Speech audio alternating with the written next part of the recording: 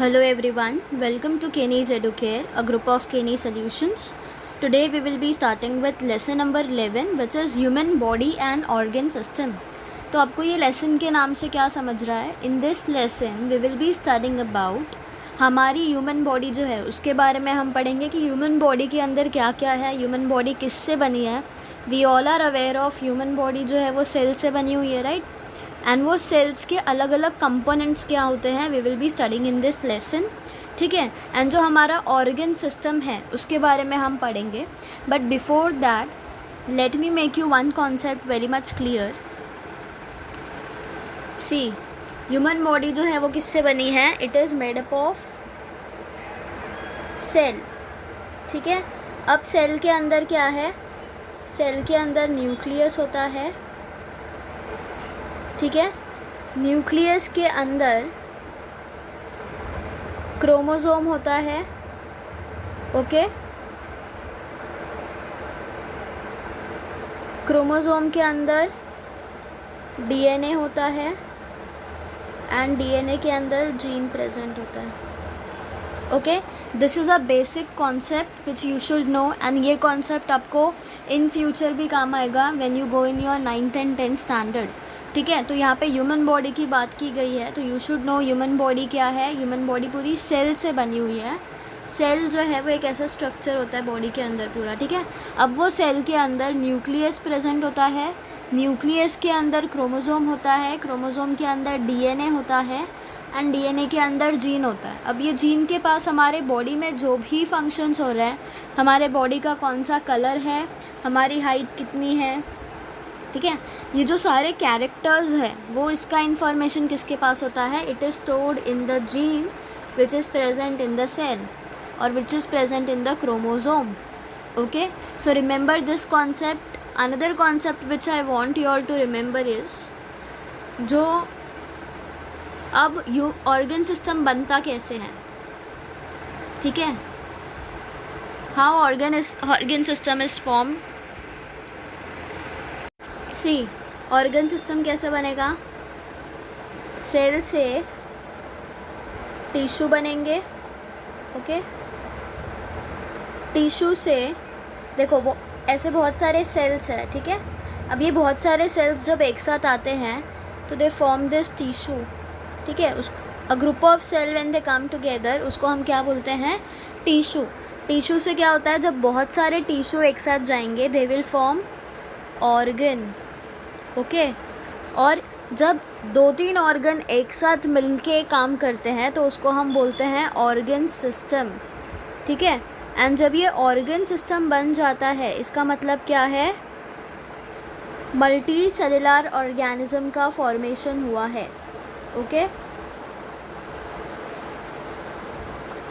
These are the two things or the two chains which I want you to remember, okay.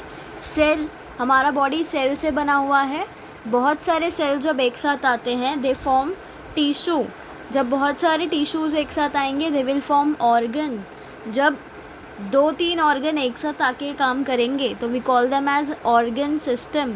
And organ system बन गया it means a multi cellular organism means a human being is formed. अब ये cell originate कहाँ से करता है हमारे body के अंदर? बिकॉज सेल तो ऐसे ही आ नहीं जाएगा, तो we get this cell from the stem cell. ये स्टेम सेल कहाँ पे प्रेजेंट होता है? ये हमें हमारी मदर से मिलता है, ओके. और ये स्टेम कहाँ से ओरिजिनेट करता है? It originates from the stem cell, okay. Just remember this basic concept, okay. So let's start with this lesson.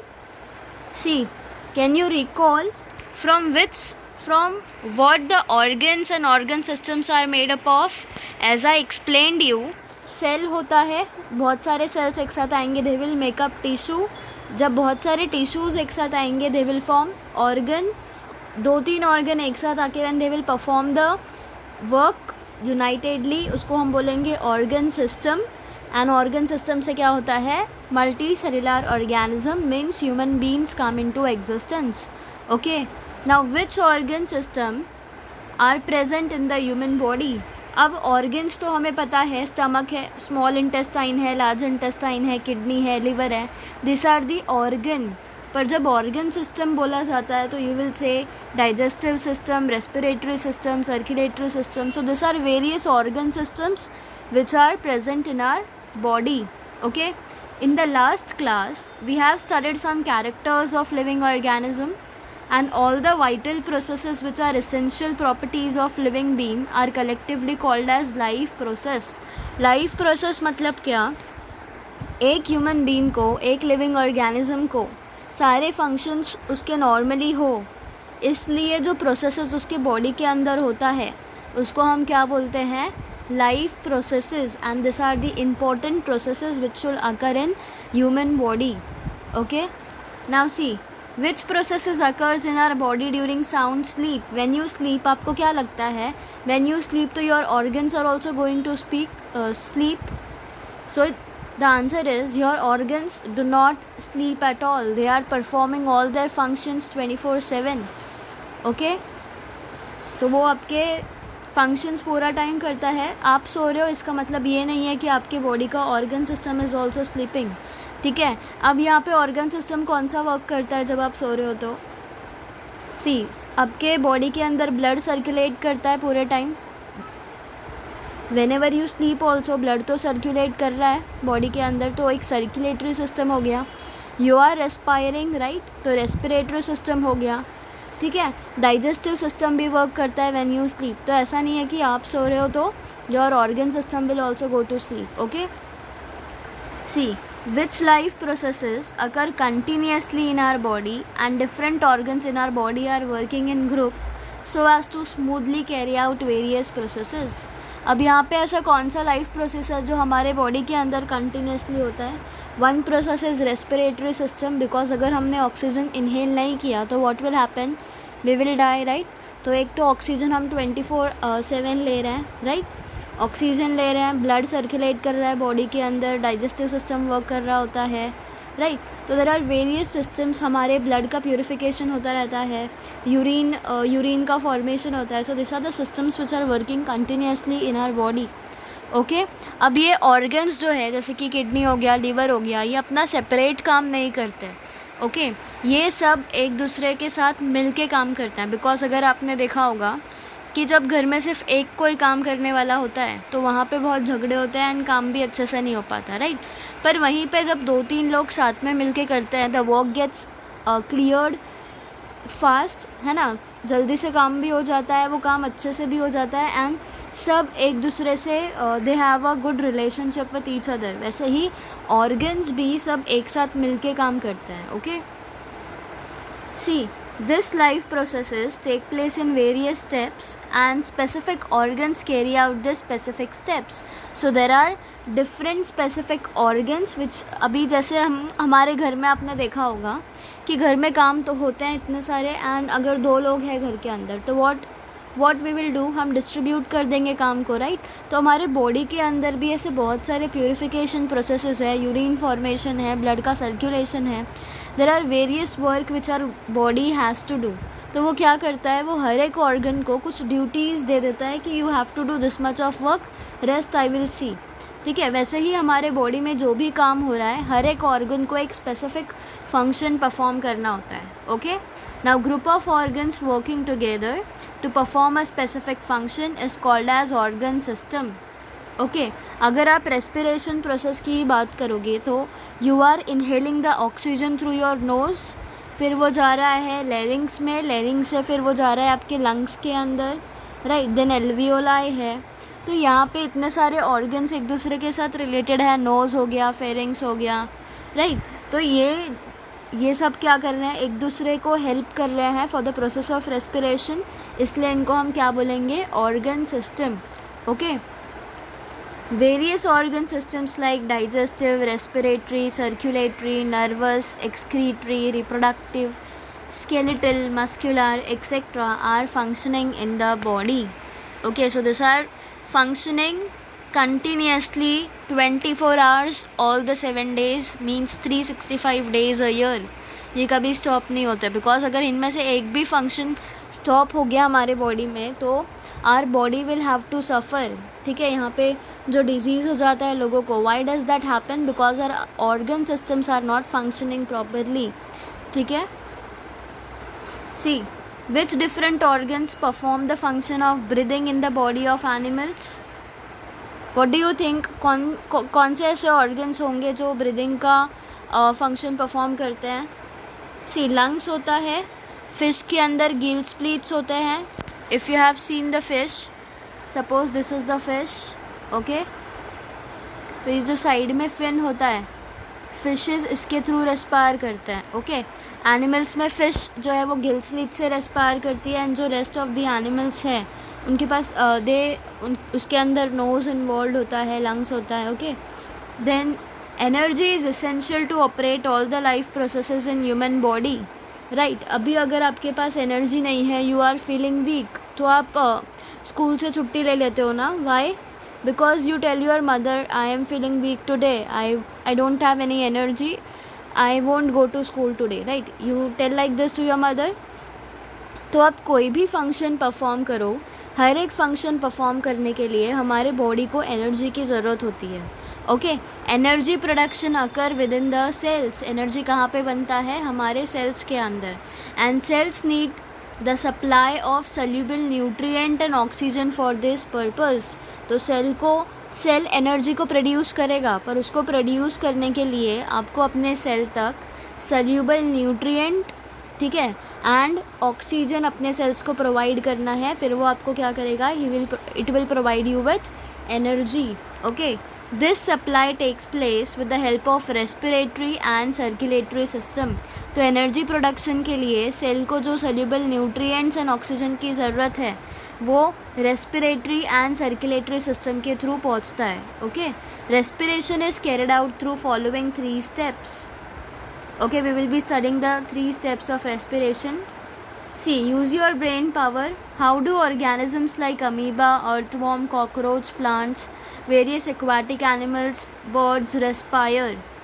तो see, amoeba जो है it is made up of only one cell. It is a unicellular organism. ठीक है. तो ये water के अंदर जो ऑक्सीजन होता है, दे ऑब्जर्व दैट ऑक्सीजन, तो उनका रेस्पिरेशन प्रोसेस ऐसा हो जाता है. प्लांट्स जो है, plants they take in carbon dioxide from us, right. तो उनका रेस्पिरेशन प्रोसेस वैसा चलता है. See you will understand this after we study all the 3 steps of respiration, okay. So let's start with the 3 steps of respiration. पहला दिया हुआ है is external respiration. Now what do you think external respiration might be? See external respiration जो है वो 2 इसमें divided है. एक तो इंस्पिरेशन जिसको हम बोलते हैं इन्हेलेशन, एंड एक्सपायरेशन जिसको हम बोलते हैं एक्सहेलेशन. इन्हेलेशन मतलब व्हाट? आप क्या करोगे? You will take the air in, okay. आप अपने बॉडी के अंदर एयर लोगे तो उसको हम क्या बोलते हैं? इन्हेलेशन प्रोसेस, ठीक है. यहाँ पे क्या होता है? Air is taken in through nose and send towards the lungs through trachea which is called as wind pipe. तो आप नोज से एयर लोगे, ओके, एंड फिर वो कहाँ पे जाएगा? विंड पाइप में. जो विंड पाइप कैसा दिखता है? This is your face, okay, sorry, this is your face. ये जो आपको नेक रीजन होता है वहाँ पे विंड पाइप प्रेजेंट होता है, ओके. विंड पाइप के साथ में यहाँ पे फूड पाइप भी प्रेजेंट होता है. इसलिए आपने अपने ग्रैंड माँ या मदर को बोलते हुए सुना होगा कि खाते टाइम बात नहीं करनी चाहिए. वाई?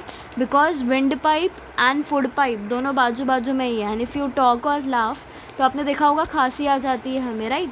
तो that is the reason, okay.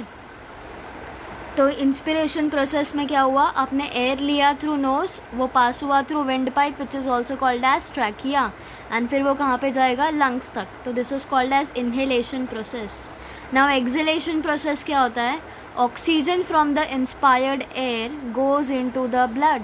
तो आपने अभी जो एयर अंदर लिया है अपने लंग्स के अंदर, अब वो ऑक्सीजन कहाँ पे जाएगा? ब्लड के अंदर, ठीक है. अब this blood will carry the carbon dioxide from various parts of the body towards the lung. अब ये क्या होगा? जो भी ब्लड के पास ऑक्सीजन गया है वो ब्लड सेल क्या करेगा? अभी जो भी अलग अलग ऑर्गन्स के पास कार्बन डाइऑक्साइड स्टोर्ड होगा वो उनसे कार्बन डाइऑक्साइड लेगा एंड वो फिर से लंग्स को दे देगा. ओके अब ये लंग्स क्या करेगा, it will send the carbon dioxide out of your body and इसको ही हम क्या बोलते हैं, air is given out by acceleration. Okay क्या हुआ यहाँ पे, आपने एयर लिया अंदर, आपने अंदर एयर को इनहेल किया, राइट। एयर इनहेल करने के बाद क्या हुआ, ये एयर आपके एयर के अंदर क्या था, ऑक्सीजन, ये हुआ आपके ब्लड के साथ मिक्स हो गया। ओके अब ये ब्लड कहाँ पे जाएगा, वेरियस पार्ट ऑर्गन्स और पार्ट्स ऑफ द बॉडी, ठीक है, कहाँ गया, वेरियस पार्ट्स के पास गया। और अब ये ब्लड सेल क्या करेगा, जो वेरियस पार्ट्स ऑफ बॉडी के पास कार्बन डाइऑक्साइड प्रेजेंट होगा वो कलेक्ट करेगा एंड वो किसको देगा, लंग्स को देगा। ओके लंग्स को दिया। अब ये लंग्स का काम है कि वो कार्बन डाइऑक्साइड हमारे बॉडी के थ्रू बाहर निकाल दे, जो इसको ही हम क्या बोलते हैं, एक्सलेशन प्रोसेस। कार्बन डाइऑक्साइड हमारे बॉडी से बाहर जाएगा, उस प्रोसेस को क्या बोलते हैं, एक्सलेशन प्रोसेस, ठीक है।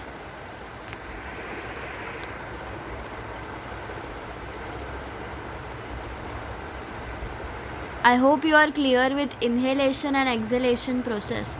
इन्हेलेशन में आप ऑक्सीजन को इन्हेल कर रहे हो एंड एक्सलेशन में आप कार्बन डाइऑक्साइड को अपने बॉडी के बाहर निकाल रहे हो। Okay this is the process of inhalation and exhalation which is also called as external respiration. Okay अभी इंटरनल रेस्पिरेशन क्या होता है, see exchange of gases between cells and tissue, cells and tissue fluid is called as internal respiration. तो आपके sales and tissue के अंदर जो gases exchange होते हैं उस प्रोसेस को हम बोलते हैं internal respiration because it is taking place inside your body. Okay अब oxygen moves from blood into the tissue fluid and carbon dioxide moves from the tissue fluid to the blood.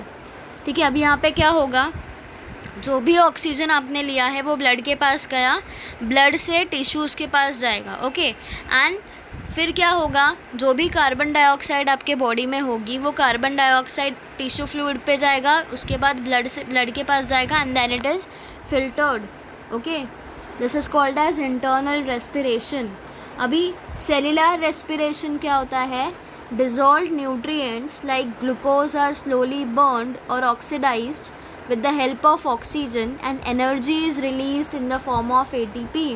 अब जो भी nutrient आपके cell के पास present है इन the form of glucose वो क्या होगा, ऑक्सीडाइज होगा, मतलब वो यूज्ड अप होगा, किसके हेल्प से, with the help of oxygen and energy which will be present and ये डिजॉल्व्ड न्यूट्रिएंट आपको क्या देगा, it will give you, glucose आपको क्या देगा, glucose will give you ATP। Okay ATP stands for adenosine triphosphate। Okay यहाँ पे क्या हुआ, आपके सेल के अंदर जो भी ग्लूकोज है that will get converted into ATP which stands for adenosine triphosphate। It is a energy, ATP and energy is one and the same। तो dissolved oxygen ने आपको क्या दिया, it gives out ATP।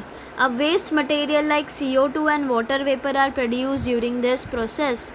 तो जब ग्लूकोज मिल रहा था, ओके सपोज ये ग्लूकोज है, ओके ग्लूकोज ने आपको क्या दिया, it gave you energy in the form of ATP।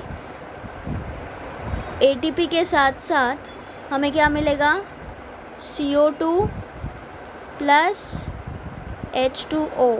Okay ये रिएक्शन है। नाउ इसको हम लिखेंगे कैसे, see it can be written as, glucose का फॉर्मूला क्या है, C6H12O6। ठीक है, ग्लूकोज और जब उसको ऑक्सीजन मिलता है O2 तो वो क्या देगा हमें, ATP in the form of energy, 38 ATP molecules दिया and carbon dioxide and water and this equation is balanced. यहाँ पे 2Lc दिख रहा है आपको, 6 2 12 H2O में आ गया, राइट। 12H, देन C6 दिया हुआ है तो C6 दिख गया, 6 12O2, राइट, तो 6 2 12 and O. I hope you have understood कि यहाँ पे हो रहा क्या है प्रोसेस में, राइट. यहाँ पे क्या हुआ, आपके बॉडी के अंदर जो ग्लूकोज है, आपने जो खाना खाया है, आपको उससे जो ग्लूकोज मिला है वो ऑक्सीजन के साथ रिएक्ट करेगा and it will give you 38 molecules of ATP molecule and उसके साथ में carbon dioxide and water. Okay, this is called as cellular respiration. ठीक है. Now writing this formula is very much important if the answer on respiration is asked. Okay, now see respiratory system, the structure and function. अब कौन से organs involve है respiration process में? The पहला organ which is involve is nose, pharynx, wind pipe, lungs. Okay, this are the 4 main important organs which are involve. तो nose में क्या होता है, respiratory system and respiration begins with nose, because आप nose से क्या करते हो, you inhale the oxygen from the environment, right? Now air is filtered with the help of hair and mucus present in the nose. तो nose के अंदर जो hair and mucus present होता है, there is a reason behind that, because जो आप air ले रहे हो, it is not purified air. तो एक तरह से प्यूरिफिकेशन होता है आपके नोज़ के अंदर एंड जो भी डस्ट पार्टिकल आपने इनहेल किया है वो सब नोज़ के हेयर एंड म्यूकस के थ्रू निकल जाता है. Okay, then pharynx, food pipe and wind pipe originate in the pharynx. I told you ना कि food pipe and wind pipe साथ में होता है and that is the reason आपको बोला जाता है कि खाते टाइम बात नहीं करना एंड हंसना नहीं है. Okay, wind pipe is present in front of the food pipe. तो जैसे फूड पाइप है फिर उसके सामने ही क्या है, wind pipe present, food pipe present होता है. Okay, there is a lid at the beginning of the wind pipe and this lid closes the windpipe during passing of food into the food pipe and thereby normally prevents the entry of the food particle into the windpipe. अब food pipe and wind pipe एक साथ present है तो खाना खाते time क्या होता है, एक लीड प्रेजेंट होता है विंड पाइप के पहले. ओके, अब वो लीड जो है क्लोज हो जाता है जब आप खाना खा रहे होते हो. व्हेनेवर द फूड, जब भी फूड आपके गले से नीचे जा रहा होता है, पास हो रहा होता है, उस टाइम वो लीड क्लोज हो जाता है जिसकी वजह से आपका जो फूड पाइप है वो ही ओपन रहता है. Okay, and wind pipe get closed. ठीक है, otherwise wind pipe remains open, hence air passes through pharynx into the wind pipe. Okay, अब विंड पाइप क्या होता है, wind pipe is swollen at the beginning due to the sound box. Right, males में अगर आप देखोगे at the age of 14-15 यहाँ पे एक उनको स्वॉलो सा दिखता है, that is the wind pipe which gets swallowed because they have that sound box, उनका वॉइस चेंज होता है. Right, wind pipe bifurcates in the thorax. ठीक है, जो हमारी थायराइड बोलते हैं हम, जहाँ पे थायराइड होता है वहाँ पे थोरैक्स प्रेजेंट होता है एंड वहाँ पे ही विंड पाइप बाइफरकेट करता है and one branch enters the right lung and the other enters the left lung. Okay, bifurcate होना मतलब डिवाइड होना. तो wind pipe is divided into left and right lung. Okay, then lungs, a lung is present on the either side of the heart in the thoracic cavity. Lung कहाँ पे present है, it is present on the either side of the heart. Heart के दोनों side क्या present होता है, lungs present होता है एंड जहाँ पे हार्ट होता है उसको हम, वहाँ पे कैविटी प्रेजेंट होती है टू प्रोटेक्ट दैट, उसको हम क्या बोलते हैं, thoracic cavity. Okay, maximum area of the thoracic cavity is occupied by the lungs and they cover the maximum part of the heart, right, because heart जो है वो बीच में present होता है in the center and each lung has double layered covering, it is called as pleura. lungs are elastic like sponge. अगर आपने TV में add देखा हुआ है कि डो नॉट स्मोक, तो आपने देखा होगा उन्होंने लंग्स को स्पॉन्ज से कंपेयर किया हुआ है एंड वो उसको फिर ये करते हैं, गाड़ते हैं, तो उसमें से बहुत सारा ब्लैक लिक्विड निकलता है. तो वो उसको स्पॉन्ज से क्यों ये किया गया है कंपेयर, बिकॉज लंग्स का जो स्ट्रक्चर होता है वो इलास्टिक होता है like a sponge. Okay, and lungs का डबल कवरिंग होता है जिसको हम बोलते हैं pleura. Okay, lungs are made up of many small compartments called as alveoli. Lungs के अंदर क्या होता है, बहुत सारे कंपार्टमेंट्स छोटे छोटे, जिसको हम बोलते हैं alveoli, and rich network of capillaries present around each alveolus. अब हर एक एल्वियोलस के बाजू में बहुत सारे कैपिलरीज प्रेजेंट होंगे। Okay, walls of alveoli and capillaries are extremely thin and gaseous exchange can take place across these thin walls. As large number of alveoli is present in lung, larger surface is available for gaseous exchange. Gaseous exchange मतलब क्या, हमें O2 की ज़रूरत होती है, oxygen की, and we give out carbon dioxide, इसको ही हम क्या बोलते हैं, gaseous exchange. ओके, तो लंग्स के अंदर क्या क्या प्रेजेंट है, it has alveoli, alveolus, thin capillaries, right.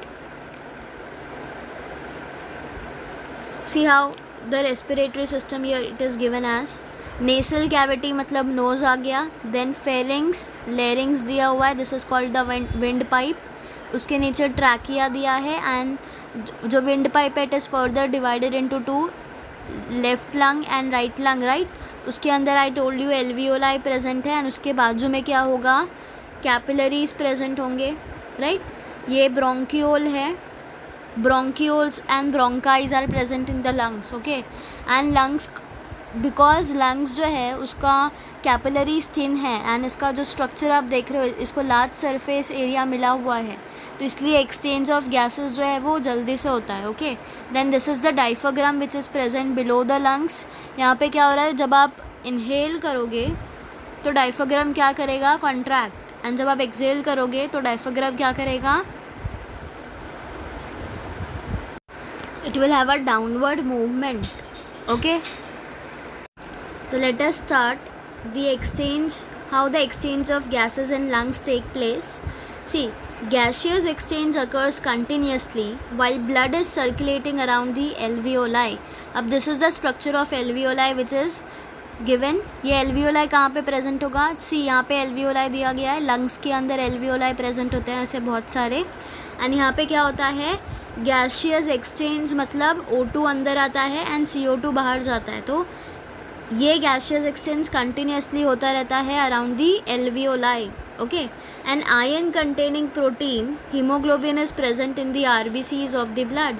RBC का full form is red blood cell. Okay, तो आरबीसी के पास क्या होता है, एक प्रोटीन होता है जिसको हम बोलते हैं आयरन कंटेनिंग प्रोटीन हीमोग्लोबिन. आपने सुना होगा कि डॉक्टर्स बोलते हैं आपका हीमोग्लोबिन का लेवल इज़ लो, इसका मतलब आपके जो रेड ब्लड सेल है उसके अंदर ये iron containing protein is low.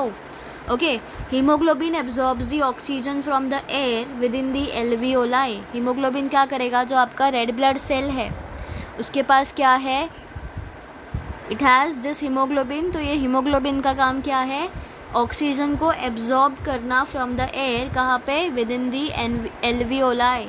Okay, simultaneously मतलब साथ में ही CO2 and water vapour move करेगा from the blood into the alveoli. Blood से कहाँ चला गया, एल्वियोलाई के अंदर. ओके, सी ऑक्सीजन का प्रोसेस कहाँ पे हुआ, it took place within alveoli, and CO2 मतलब कार्बन डाइऑक्साइड एंड वाटर का प्रोसेस कहाँ पे हुआ, इनटू द एल्वियोलाई. तो यहाँ पे विद इन एंड इनटू का डिफरेंस है. Okay, thus oxygen is taken into the blood and CO2 and water vapour are removed from the blood and given out by exhalation process.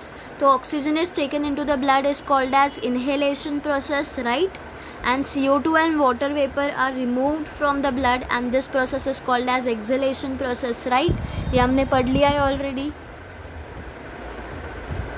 See, diaphragm क्या होता है, lungs के नीचे if you can see this organ, इसको हम क्या बोलते हैं, diaphragm. ठीक है, see this is how the diaphragm looks like. Okay, now a muscular partition is present at the base of the thoracic cage. ये क्या है पूरा, it is the thoracic cage. वो thoracic cage के नीचे एक muscular partition present होता है, इसको हम क्या बोलते हैं, diaphragm. Okay, this partition is called as diaphragm and it is present between the thoracic cavity and the abdominal cavity. तो जो diaphragm present है उसके ऊपर क्या होता है, पूरा thoracic cavity present होता है, and इसके नीचे क्या होता है, पूरा abdominal cavity.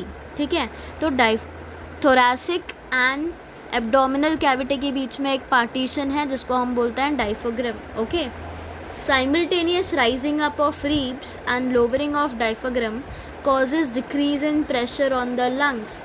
मतलब अगर आप साइमल्टेनियसली रीब्स को राइज करोगे एंड डायफ्राग्राम को लो करोगे तो क्या होगा, जो हमारा प्रेशर है लंग्स के ऊपर वो डिक्रीज़ हो जाएगा. एंड इसके वजह से क्या होगा, अगर लंग्स का प्रेशर डिक्रीज़ हो रहा है तो एयर जो है वो लंग्स के अंदर ज़्यादा से ज़्यादा हम इन्हेलेशन करेंगे. इसका मतलब एयर जो है वो लंग्स के अंदर जाएगा थ्रू नोज़. ओके, जब लंग्स के ऊपर प्रेशर कम होगा तो हम ज़्यादा से ज़्यादा inhale करेंगे through nose. okay, and when ribs return to their original position and diaphragm rises up, it means what, diaphragm अगर ऐसा है इसको बोलते हैं rises up and ये downward जाएगा तो ऐसा जाएगा. okay, see, air moves into the lungs and when ribs return to their original position and diaphragm rises up, pressure on the lungs increases. अभी जब लंग्स के ऊपर प्रेशर नहीं था तो ज़्यादा से ज़्यादा एयर इनहेल किया गया थ्रू नोज़. पर अब क्या है, जब डायफ्राग्राम जो है वो राइज हो रहा है तो लंग्स के ऊपर प्रेशर बढ़ रहा है. इसके वजह से क्या होगा, ज़्यादा से ज़्यादा एयर हमारे नोज़ के थ्रू बाहर जाएगा, एक्सेलेशन प्रोसेस हो जाएगा. ओके, कार्बन डाइऑक्साइड बाहर जाएगा. And continuous upward and downward movement of the diaphragm is necessary to bring about the breathing. ऐसा भी नहीं होना चाहिए कि डायफ्राग्राम पे प्रेशर है एंड ऐसा भी नहीं होना चाहिए कि उसकी प्रेशर है ही नहीं. ठीक है, बिकॉज जब लंग्स के ऊपर प्रेशर आएगा तो क्या होगा, एयर का इन्हेलेशन होगा. एंड जब लंग्स के ऊपर प्रेशर नहीं होगा, लंग्स के ऊपर जब प्रेशर होगा तो क्या होगा, बाहर जाएगा एयर, तो इसको हम बोलते हैं एक्सेलेशन प्रोसेस. एंड जब लंग्स के ऊपर प्रेशर नहीं होगा तो इन्हेलेशन प्रोसेस होगा. Okay, this is how the exchange of gases in lungs take place. Remember, inhalation and exhalation कब हो रहा है, लंग्स के ऊपर प्रेशर आया तो एक्सेलेशन प्रोसेस होगा. लंग्स के ऊपर अगर प्रेशर नहीं होगा तो इन्हेलेशन प्रोसेस होगा. Okay, see how the human respiratory system and alveoli is attached to each other. I told you alveoli होता है, alveoli के अंदर air जो है it goes in and out of the air passage. alveoli के काम होएगा अंदर. एंड उसके पास RBC प्रेजेंट होगा जिसके पास iron containing protein haemoglobin present होता है. राइट, हीमोग्लोबिन का काम क्या होता है, जो भी ऑक्सीजन होता है उसको एब्जॉर्ब करना एंड लंग्स को पहुंचाना. Right, haemoglobin absorbs the oxygen from air with in the alveoli. Right, तो हीमोग्लोबिन अपना काम करेगा एंड जो कैपिलरीज यहाँ पे प्रेजेंट है वो अपना काम करेंगे. Okay, this is how the respiratory system works. Now observe and discuss. Observe the movements in the region below the thoracic cage occurring during breathing and discuss in the class. If you can see, ये वाले diagram में आपको क्या दिख रहा है, oxygen inhale हो रहा है एंड ये वाले में oxygen is carbon dioxide is exhaled out of the body. Right, so this are the breathing movements. ठीक है, यहाँ पे देखोगे आप, जब कार्बन डाइऑक्साइड का एक्सेलेशन प्रोसेस हो रहा है तो लंग्स के ऊपर ज़्यादा प्रेशर है. If you can see the level year, ये वाला लेवल यहाँ पे है. राइट, एंड ये वाला लेवल यहाँ पे है, तो there is a difference. Right, तो जो यहाँ पे क्या है, लंग्स के ऊपर प्रेशर है एंड यहाँ पे लंग्स पे प्रेशर नहीं है, तो क्या होगा, आप इनहेल करोगे. जब लंग्स पे प्रेशर आएगा तो आप एक्सेल करोगे. Okay, remember this thing. So the blood circulatory system we will start in the next lecture. Okay, I hope you are clear with the respiratory system. Different types क्या है या 3 steps क्या है respiration के.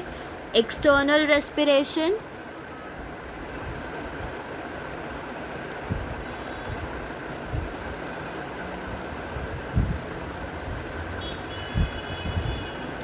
पहला है external respiration जिसके अंदर आता है inspiration process and expiration process. दूसरा है इंटरनल रेस्पिरेशन एंड तीसरा is cellular respiration. Okay, you can remember it as EIC. External respiration, internal respiration, cellular respiration. Okay, EIC. Then we saw about the structure and function. तो कौन से organs involve है respiration process में, nose, pharynx, wind pipe, lungs. And lungs के अंदर क्या होता है? They contain alveoli, alveolus, bronchiole, bronchi, diaphragm is also present below the lungs, right. And उसके अंदर कैपिलरीज प्रेजेंट होगा, राइट. एल्वियोलाई के पास रेड ब्लड सेल्स होता है जिसके पास हीमोग्लोबिन होता है. हीमोग्लोबिन का काम क्या होता है? ऑक्सीजन को एब्जॉर्ब करना with in the alveoli. Okay, so I think so you are clear with the respiratory system and what I have taught you today. We will start with the blood circulatory system. In the next lecture we will also be studying about heart, blood vessels, veins, capillaries, then how the blood is circulated through heart and what are the functioning of the heart. ठीक है, this all we will be studying in the next lecture. We will also be studying about blood group and blood pressure which is an important topic. You should know कि कितना blood pressure हमारे body के अंदर होना चाहिए. तो it is normal और you have a high blood pressure और low blood pressure. Okay, so for today we are done. Thank you everyone.